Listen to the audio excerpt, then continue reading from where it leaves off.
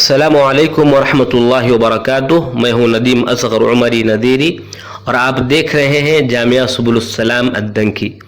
آج آئیے سیرت کی کتابوں میں دو شاہکار کتابوں کے متعلق بات کرتے ہیں جو یقیناً بہت ہی زبردست کتابیں ہیں۔ اردو زبان میں سیرت نبوی صلی اللہ علیہ وسلم پر لکھی جانے والی کتابیں بے شمار ہیں۔ لوگ پہلے بھی لکھ رہے تھے، اب بھی لکھتے ہیں اور آئندہ بھی لکھتے رہیں گے، لیکن دو کتابیں ہیں جو خاص و عام کے پاس کافی مقبولیت حاصل کی۔ ہر ایک نے ان کتابوں کو جانا، مانا، چاہا اور سراہا ہے۔ جن میں سے ایک کتاب ہے رحمت للعالمین تو دوسری کتاب ہے الرحیق المختوم۔ رحمت للعالمین سلیمان سلمان منصور پوری رحمہ اللہ کی کتاب ہے اور الرحیق المختوم مولانا صفی الرحمن مبارک پوری رحمہ اللہ کی کتاب ہے۔ ہم اس سے پہلے سلیمان منصور پوری رحمہ اللہ کی مختصر سی زندگی ایک ویڈیو میں بیان کر چکے ہیں، اس کا لنک ڈسکرپشن میں موجود ہے، آپ چاہیں تو ان کی زندگی کو مختصر طور پر معلوم کر سکتے ہیں۔ رہی بات مولانا صفی الرحمن مبارک پوری رحمہ اللہ کی، تو انشاءاللہ قریب ہی ان کی زندگی پر مختصر سوانح حیات ویڈیو کی شکل میں آئے گی، منتظر رہیں، انشاءاللہ ان کی زندگی بھی مختصر طور پر ہم آپ کو پہنچائیں گے۔ چلیے اب مختصر طور پر ان دو کتابوں کے بارے میں ایک کے بعد دیگر معلوم کرتے ہیں۔ سب سے پہلے رحمت للعالمین۔ رحمت للعالمین یہ جو کتاب ہے، اس کتاب کو یہ شرف حاصل ہے کہ اس کتاب کے بعد اردو زبان میں سیرت پر جو بھی کتابیں لکھی گئیں، تمام قابل ذکر اور تحقیقی کتب کے مصنفین نے رحمت للعالمین سے استفادہ کیا ہے۔ رحمت للعالمین اپنی پہلی ہی جلد کی اشاعت کے بعد اتنی مقبول ہوئی اور اتنی معروف ہو گئی کہ کئی مدارس کے نصاب میں شامل کر دی گئی۔ جب پہلے لوگوں کو معلوم ہوا کہ علامہ شبلی نعمانی رحمہ اللہ سیرت پر کتاب لکھنا چاہ رہے ہیں، تو اس وقت کے ایک پرچہ جس کا نام وطن تھا، جو لاہور سے نکلتا تھا، اس کے ایڈیٹر انشاءاللہ خان نے کہا تھا کہ جناب قاضی سلیمان صاحب منصور پوری تو سیرت لکھ ہی چکے ہیں، اب اس کی کیا ضرورت ہے اور اس سے زیادہ کیا لکھا جا سکتا ہے۔ اس سے اندازہ لگا سکتے ہیں کہ آپ کی یہ کتاب کتنی جامع اور زبردست کتاب تھی۔ اس کتاب میں رحمت للعالمین میں یورپ کے مستشرقین کی جانب سے نبی کریم صلی اللہ علیہ وسلم کی ذات مقدس پر لگائے گئے تمام الزامات اور غلط فہمیوں کا مؤثر انداز میں رد کیا ہے، اور انجیل و تورات سے نبی کریم صلی اللہ علیہ وسلم کو رحمت للعالمین ثابت کیا۔ جلد اول میں نبی کریم صلی اللہ علیہ وسلم کی سیرت مبارکہ کا مکمل احاطہ کرنے کے بعد باب پنجم میں نبی کریم صلی اللہ علیہ وسلم کے اخلاق عظیم کو انتہائی تفصیل اور جامعیت سے بیان کیا ہے۔ سیرت نبوی صلی اللہ علیہ وسلم اس طرح بیان ہوئی ہے کہ اس سے اسلام کی حقانیت کے ساتھ ساتھ فقہ رسول صلی اللہ علیہ وسلم اور احادیث رسول کی بھی تبلیغ و ترغیب ہو جاتے ہیں۔ جلد ثانی میں رسول اکرم صلی اللہ علیہ وسلم کے شجرہ نسب کو آدم علیہ السلام تک انتہائی محنت اور تحقیق سے بیان کیا ہے۔ قاضی محمد سلیمان منصور پوری غالباً وہ پہلے شخص ہیں جنہوں نے نبی کریم صلی اللہ علیہ وسلم کی حیات مبارکہ کو دنوں، گھنٹوں اور مختلف اقوام کے کیلنڈروں سے اس قدر تحقیق سے بیان کیا۔ نبی کریم صلی اللہ علیہ وسلم کی زندگی میں ہونے والے سرایا اور غزوات کا تفصیلی نقشہ، جس میں 80 پر 2 غزوات اور سرایا کا ذکر ہے، نبی کریم صلی اللہ علیہ وسلم کی کثرت ازواج سے متعلق مستشرقین کے پھیلائے ہوئے افکار و نظریات کا بھرپور رد کیا، اور امہات المؤمنین کی سیرت مبارکہ کا اجمالی ذکر کیا ہے۔ باب پنجم میں نبی کریم صلی اللہ علیہ وسلم کا دیگر انبیاء کی زندگی سے مماثلت اور ان کی محمد صلی اللہ علیہ وسلم کے حق میں کی گئی دعاؤں کا ذکر کیا گیا ہے۔ باب ششم میں نبی کریم صلی اللہ علیہ وسلم کے رحمت للعالمین ہونے کے دلائل اور اسباب انتہائی خوبصورتی سے بیان کیے گئے ہیں۔ جلد سوم خصائص النبی صلی اللہ علیہ وسلم کے لیے مخصوص ہے، جس میں رسول اکرم صلی اللہ علیہ وسلم کے معجزات اور خصائص کو قرآن کریم اور کتب سابقہ اور احادیث رسول صلی اللہ علیہ وسلم سے بیان کیا ہے۔ مختلف انبیاء کے واقعات بیان کر کے اس کی تاریخ ولادت نبی صلی اللہ علیہ وسلم سے بیان کرتے ہیں۔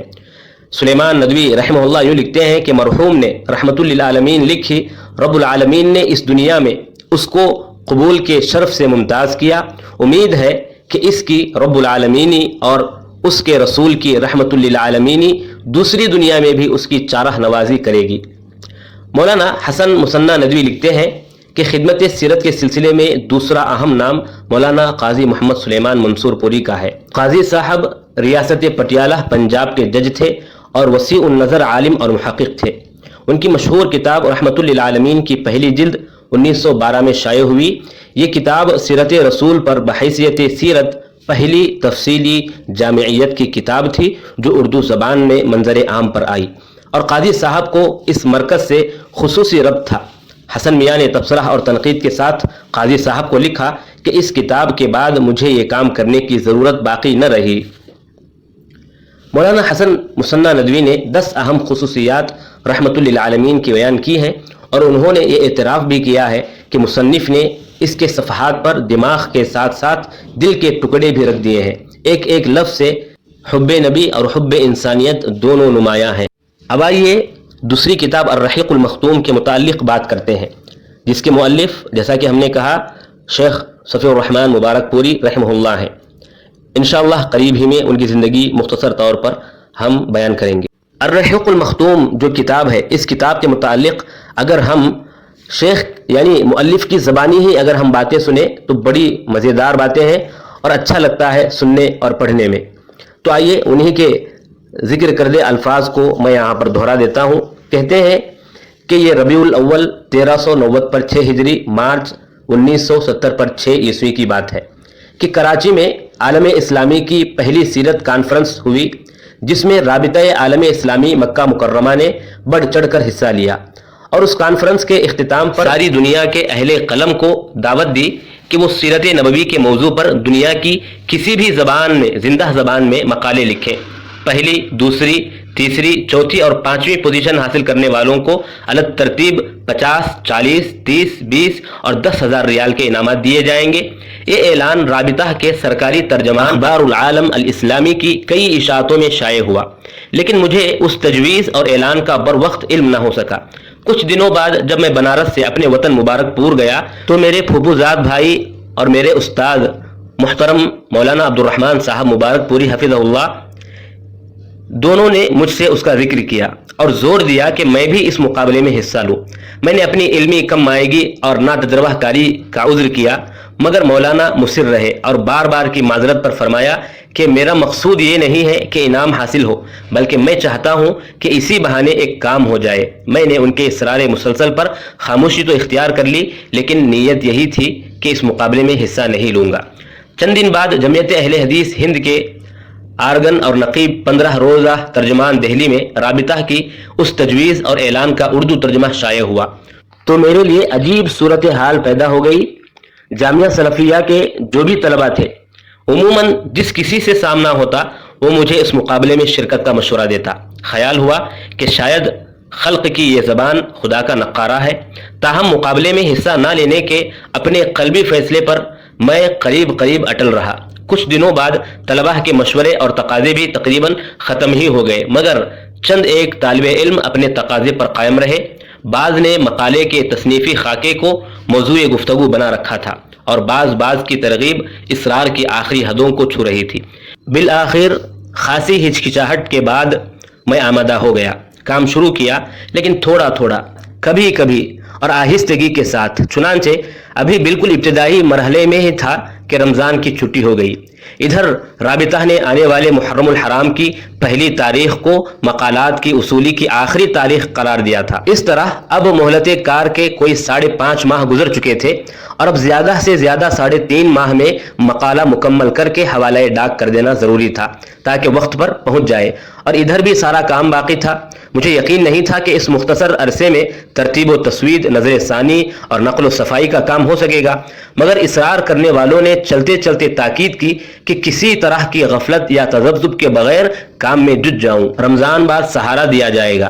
میں نے بھی فرصت کے ایام کو غنیمت سمجھا، اشہب قلم کو مہمیز لگائی اور کدو کاوش کے بحر بے کرا میں کود پڑا۔ پوری تعطیل سہانے خواب کے چند لمحوں کی طرح گزر گئی، اور جب یہ حضرات واپس پلٹے تو مقالے کا 2/3 حصہ مرتب ہو چکا تھا۔ چونکہ نظر ثانی اور تبعیض کا موقع نہ تھا، اس لیے اصل مسودہ ہی ان حضرات کے حوالے کر دیا کہ نقل و صفائی اور تقابل کا کام کر ڈالیں۔ باقی ماندہ حصے کے کچھ دیگر لوازمات کی فراہمی اور تیاری میں ان سے کسی قدر تعاون لیا۔ جامعہ کی ڈیوٹی اور ہمہ ہمیں شروع ہو چکی تھی، اس لیے زمانہ تعطیل کی رفتار برقرار رکھنی ممکن نہ تھی۔ تاہم 1.5 ماہ بعد جب عید الاضحیٰ کی تعطیل کا وقت آیا تو شب بیداری کی برکت سے مقالہ تیاری کے آخری مرحلے میں تھا، جس سرگرمی کی ایک جست نے تمام و کمال کو پہنچا دیا۔ میں نے آغاز محرم سے 12-13 دن پہلے مقالہ حوالے ڈاک کر دیا۔ مہینوں بعد مجھے رابطہ کے 2 رجسٹرڈ مکتوب ہفتہ اشرا آگے پیچھے موصول ہوئے۔ خلاصہ یہ تھا کہ میرا مقالہ رابطہ کے مقررہ شرائط کے مطابق ہے، اس لیے شریک مقابلہ کر لیا گیا ہے۔ میں نے اطمینان کا سانس لیا۔ اس کے بعد دن پر دن گزرتے گئے، حتیٰ کہ 1.5 سال کا عرصہ بیت گیا، مگر رابطہ خاموش۔ میں نے دوبارہ خط لکھ کر معلوم کرنا بھی چاہا کہ آخر انعامات کے سلسلے میں کیا بات ہو رہی ہے، تو مہر سکوت تب بھی نہ ٹوٹی۔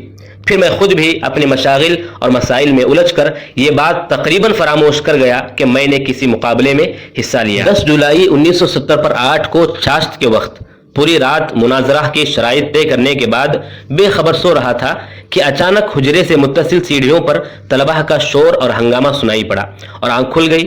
اتنے میں طلبہ کا ریلا حجرے کے اندر تھا۔ ان کے چہروں پر بے پناہ مسرت کے آثار اور زبانوں پر مبارکبادی کے کلمات تھے۔ میں نے کہا، کیا ہوا کہ آپ سیرت نگاری کے مقابلے میں اول آ گئے؟ اللہ تیرا شکر ہے۔ آپ حضرات کو اس کا علم کیسے ہوا؟ میں اٹھ کر بیٹھ چکا تھا۔ مولوی عزیر شمس یہ خبر لائے ہیں۔ مولوی عزیر شمس یہاں آ چکے ہیں؟ جی ہاں۔ اور چند لمحوں بعد مولوی عزیر شمس مجھے تفصیلات سنا رہے تھے۔ 5 انعامات تقسیم کیے گئے۔ نمبر 1 انعام الرحیق المختوم عربی تالیف جو صفی الرحمن مبارک پوری رحمہ اللہ کی تھی، اور نمبر 2 خاتم النبیین انگریزی تالیف ڈاکٹر ماجد علی خان۔ نمبر 3 پیغمبر اعظم و آخر اردو تالیف ڈاکٹر نصیر احمد ناصر۔ نمبر 4 منتقى النقول فی سیرت اعظم الرسول عربی تالیف شیخ حامد محمود بن محمد منصور۔ نمبر 5 سیرت نبی الہدی والرحمہ عربی استاد عبدالسلام ہاشم حافظ۔ تو یہ 5 کتابیں انعام کے لائق تھیں اور انہیں انعام دیا گیا۔ تو اس سے اندازہ لگا سکتے ہیں کہ الرحیق المختوم کتاب یہ کتنی شاندار کتاب تھی کہ اتنے لوگ فیصلہ کرنے کے بعد اس کتاب کو اول انعام کے مستحق سمجھا اور انہوں نے اس کو سب سے بہترین کتاب قرار دے کر پہلا پوزیشن انہوں نے دیا۔ یہ دراصل لکھی گئی تھی تو عربی میں لکھی گئی تھی، لیکن بعد میں ترجمہ کیا گیا۔